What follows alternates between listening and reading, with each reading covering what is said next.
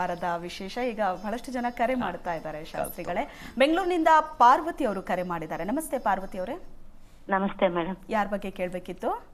ನಮ್ಮ ಮಗಳ ಬಗ್ಗೆ. ಓಕೆ, ಅವ್ರದ್ದು ಡೇಟ್ ಆಫ್ ಬರ್ತ್ ಹೇಳಿ. 1991 12:45 PM. ಇನ್ನೊಂದ್ಸಲ ಹೇಳಿ date of birth. 1991. Okay. April 20. April 20 2491. Time 12:45 ಮಧ್ಯಾಹ್ನ.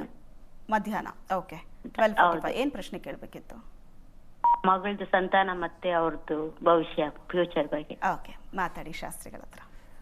ಪಾರ್ವತಿ ಅವರೇ ನಮಸ್ಕಾರ. ನಮಸ್ಕಾರ ಸರ್. ನಮಸ್ಕಾರ.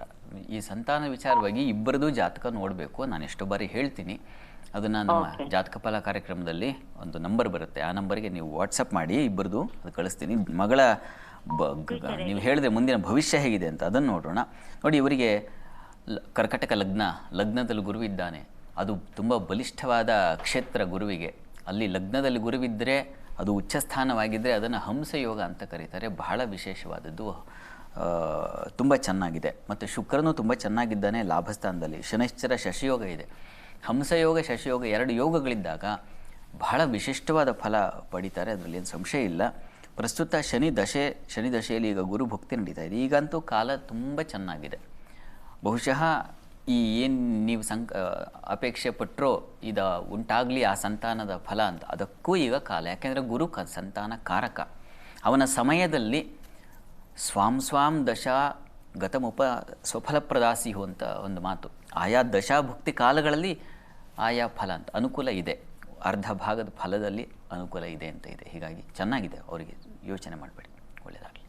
ಎಸ್, ಇನ್ನು ಮಂಡ್ಯದಿಂದ ಹೇಮಾವತಿ ಅವರು ಕರೆ ಮಾಡಿದ್ದಾರೆ. ನಮಸ್ತೆ ಹೇಮಾವತಿ ಅವರೇ. ನಮಸ್ತೆ ಮೇಡಮ್. ನಮಸ್ತೆ, ಯಾರ ಬಗ್ಗೆ ಕೇಳಬೇಕಿತ್ತು? ನನ್ನ ಮಗಳ ಬಗ್ಗೆ ಕೇಳಬೇಕಿತ್ತು. ಓಕೆ, ಡೇಟ್ ಆಫ್ ಬರ್ತ್ ಹೇಳಿ. 12/8/1989. 12/8/89. ಟೈಮು? ಟೈಮು ಸಂಜೆ 7ರಿಂದ 7:15 ಮೇಡಮ್. ಓಕೆ, ಏನ್ ಪ್ರಶ್ನೆ? ಸಂತಾನದ ಬಗ್ಗೆ ಕೇಳಬೇಕಿತ್ತು. ಓಕೆ ಓಕೆ, ಮಾತಾಡಿ ಶಾಸ್ತ್ರಿಗಳ ಹತ್ರ. ನಮಸ್ಕಾರ ಹೇಮಾವತಿ ಅವರೇ. ನಮಸ್ಕಾರ. ನಮಸ್ಕಾರ ಗುರುಗಳೇ. ಚೆನ್ನಾಗಿದ್ದೀರಾ ಗುರುಗಳೇ? ನಾನು ಚೆನ್ನಾಗಿದ್ದೀನಿ, ತಾವು ಹೇಗಿದ್ದೀರಾ? ನಾನು ಚೆನ್ನಾಗಿದ್ದೀನಿ ಗುರುಗಳೇ. ನಿಮಗೆ ಈ ಹಿಂದೆ ಹೇಳಿದ್ದೆ ನಾನು ಇಬ್ಬರದು ನೀವು ವಾಟ್ಸಪ್ ಮಾಡಿ ಅಂತ ಅಲ್ವಾ? ಗುರುಗಳೇ ಹೇಳಿದ್ರಿ, ನಾನು ಕಳಿಸ್ಕೊಟ್ಟಿದ್ದೆ. ಅದು ಏನಾಗಿದೆ, ನಾನು 12/8 ಅಂತ ಕಳ್ಸಿದ್ದೆ. 12/9 ಅಂತ ಟೆಲಿಕಾಸ್ಟ್ ಆಗೋಯ್ತು ಮೇಡಮ್ ಗುರುಗಳೇ. ಇಬ್ರದುನು 12/8 ಆಗಸ್ಟ್ ಅಂತ ಕಳ್ಸಿದ್ದೆ. ಇಬ್ರದು ಮಗಳಿಂದು ಮಗಳದ್ದು ಇಬ್ರದುನು 12 ಆಗಸ್ಟ್ ಮಗಳು 89, 13 ಆಗಸ್ಟ್ 1990 ಅಳಿಯ ಅಂತ ಕಳಿಸಿದ್ದೆ. ಓದುವಾಗ ಇಬ್ರದುನು ಸೆಪ್ಟೆಂಬರ್ ಅಂತ ಓದ್ಬಿಟ್ರು ಗುರುಗಳೇ. ಟೆಲಿಕಾಸ್ಟ್ ಆಯ್ತು. ಆಯ್ತು, ಆ ವ್ಯತ್ಯಾಸವನ್ನ ಆಯ್ತು ಪಾಪ ನೀವು ಕಳಿಸಿದ್ದೀರಾ, ಸಂತೋಷ. ಒಂದ್ಸಲ ನಾನು ಇನ್ನೊಮ್ಮೆ ಈ ದಿವಸನೇ ಕಳಿಸಿ, ಅದನ್ನು ನಾನು ನೋಟ್ ಮಾಡಿ ಇಟ್ಕೊಳ್ತೀನಿ. ಅದನ್ನು ತಪ್ಪಾಗದ ಹಾಗೆ ಅದನ್ನು ಗಮನ ವಹಿಸಿ ನಿಮಗೆ ಮತ್ತೆ ಸ್ಪಷ್ಟವಾದ ಉತ್ತರ ಕೊಡ್ತೀನಿ. ಆತಂಕ ಮಾಡ್ಕೋಬೇಡಿ. ಅದೇನು ವ್ಯತ್ಯಾಸ ಆಗಿದೆ ಅದನ್ನು ಒಂದ್ಸಲ ಪರಿಶೀಲಿಸೋಣ. ಯೋಚನೆ ಮಾಡಬೇಡಿ, ಕಂಗಾಲಾಗಬೇಡಿ, ಆಯಿತಾ? ಮತ್ತೊಮ್ಮೆ ಅದನ್ನು ಪ್ರಸಾರ ಮಾಡಲಾಗುತ್ತೆ. ಧನ್ಯವಾದಗಳು. ನೀವು ಜಾತಕ ಫಲಕ್ಕೆ ಮತ್ತೊಂದು ಸರಿ ಡೇಟ್ ಆಫ್ ಬರ್ತ್ ಅನ್ನ ಕಳಿಸ್ಕೊಡಿ. ಸಂತಾನದ ಬಗ್ಗೆ ಪ್ರಶ್ನೆ ಮಾಡಿದಾಗ ಗಂಡ ಹೆಂಡತಿ ಇಬ್ಬರ ಡೇಟ್ ಆಫ್ ಬರ್ತ್ ಕೂಡ ಬೇಕಾಗುತ್ತೆ. ಆದರೆ ಇಬ್ಬರ ಡೇಟ್ ಆಫ್ ಬರ್ತ್ ತಗೊಂಡು ಅದನ್ನ ಪರಿಶೀಲಿಸಿ ಉತ್ತರ ಕೊಡೋದಕ್ಕೆ ಸ್ವಲ್ಪ ಸಮಯ ಜಾಸ್ತಿ ಬೇಕಾಗುತ್ತೆ. ಹಾಗಾಗಿ ಶಾಸ್ತ್ರಿಗಳು ಹೇಳ್ತಾರೆ ಜಾತಕ ಫಲಕ್ಕೆ ನಿಮ್ಮ ಪ್ರಶ್ನೆಯನ್ನ ಕಳಿಸಿ ಅಂತ. ಈಗ ಬೆಂಗಳೂರಿನಿಂದ ಮಧುಶ್ರೀ ಕರೆ ಮಾಡಿದ್ದಾರೆ. ನಮಸ್ತೆ ಮಧುಶ್ರೀ ಅವರೇ. ನಮಸ್ತೆ ಮೇಡಮ್. ನಮಸ್ತೆ, ಯಾರ ಬಗ್ಗೆ ಕೇಳಬೇಕಿತ್ತು? ನನ್ನ ಬಗ್ಗೆನೇ ಕೇಳಬೇಕಿತ್ತು ಮೇಡಮ್. ಹೇಳಿಮ್ಮ, ನಿಮ್ಮ ಡೇಟ್ ಆಫ್ ಬರ್ತ್ ಹೇಳಿ. 3/11/1988. ಮದ್ವೆ ಬಗ್ಗೆ ಕೇಳ್ಬೇಕಿತ್ತು. ನಾಳೆನೆ ನನ್ನ ಬರ್ತಡೆ. ಓಕೆ, 3/11/88. ಸಮಯ 6:45 AM ಮೇಡಮ್. ಸಿಂಹ ರಾಶಿ, ಮುಖ ನಕ್ಷತ್ರ, ಗುರುವಾರ. ಓಕೆ ಓಕೆ, ನಿಮ್ಮ ಪ್ರಶ್ನೆ ಏನಮ್ಮ?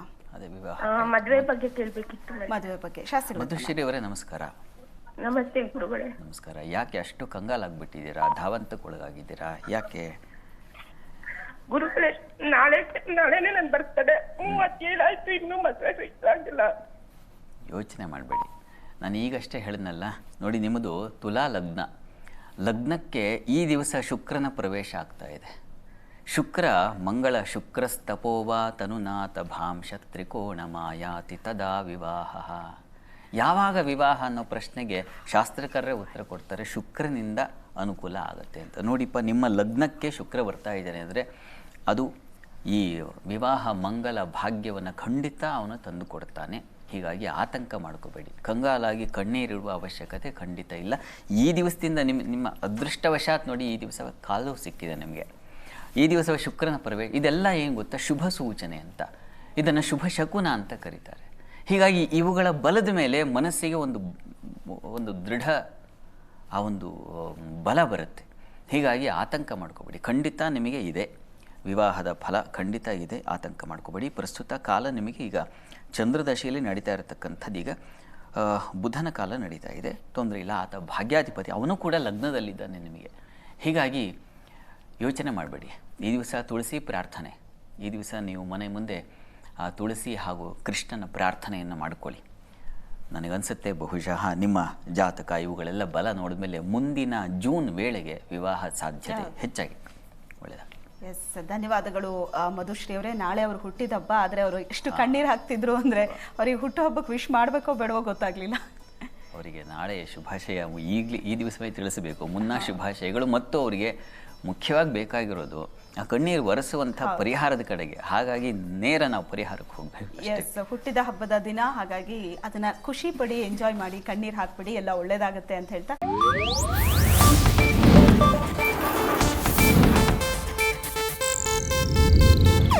ಇದು ಏಷ್ಯಾನೆಟ್ ನ್ಯೂಸ್ ನೆಟ್ವರ್ಕ್ ಪ್ರಸ್ತುತಿ.